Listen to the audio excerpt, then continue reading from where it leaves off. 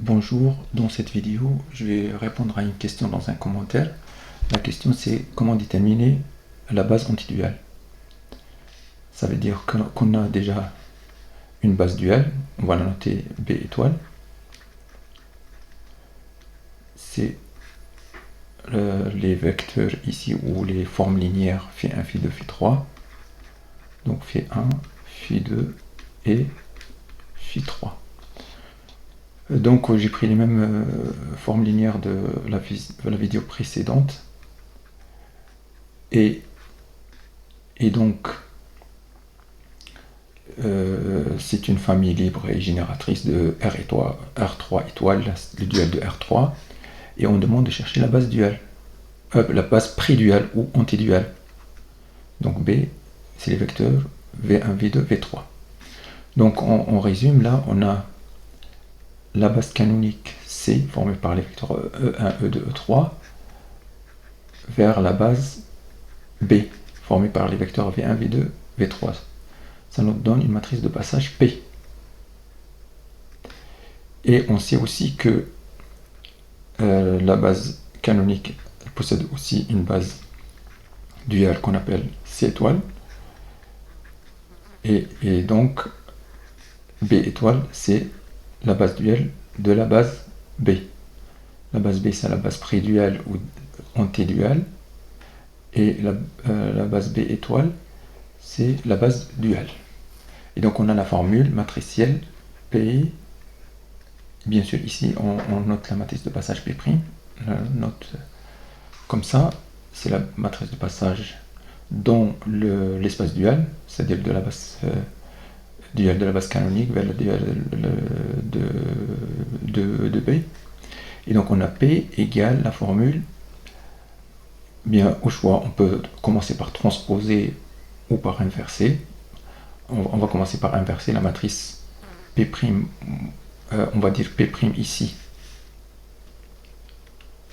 P' en fonction de P. Donc P' égale P-1.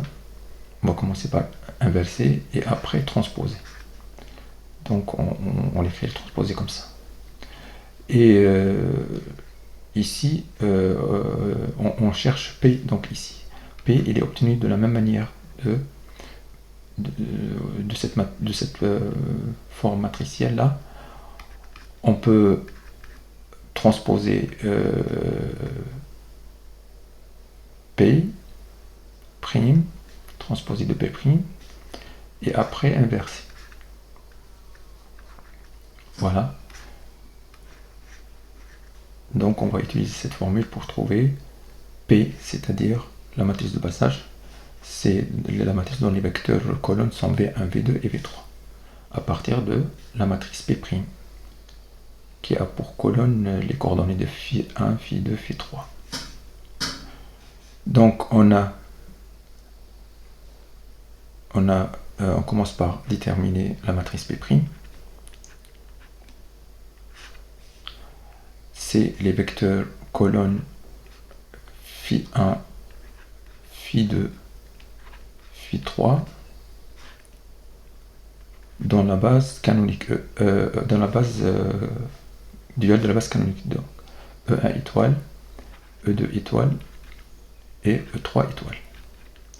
Donc ici, ça c'est E1 étoile et ça c'est E2 étoile. Donc on va mettre ça en colonne 1, 1, 1, 1, 0. Et là c'est moins 1, moins 2, moins 1, moins 2, moins 1, moins 2 et moins 1. Là on a E1 étoile plus E2 étoile plus E3 étoile. Donc ça sera 1, 1 et 1. Voilà, donc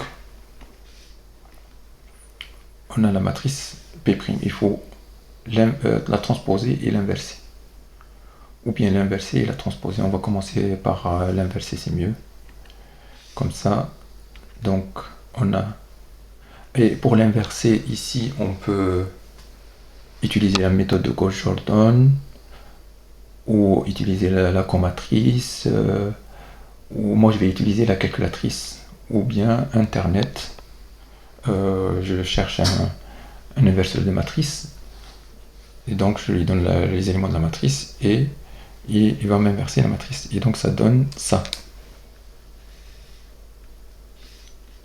Ça donne ça. Donc ça c'est la matrice inverse de la matrice P'. Donc ça c'est P'-1. Donc je vais écrire ça c'est P'-1. Donc il suffit de transposer la matrice P'-1 pour trouver la matrice de passage P. C'est-à-dire trouver les vecteurs V1, V2, V3. Donc on a la transposée de l'inverse de P'.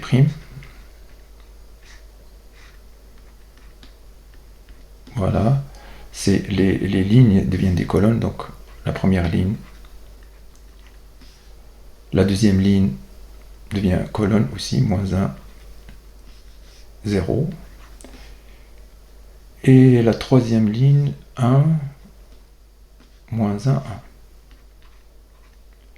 Donc ça c'est la colonne V1, ça c'est la colonne V2, et ça c'est la colonne V3, bien sûr, en fonction de la base canonique C. E1, E2 et E3. Et donc on a trouvé les vecteurs V1.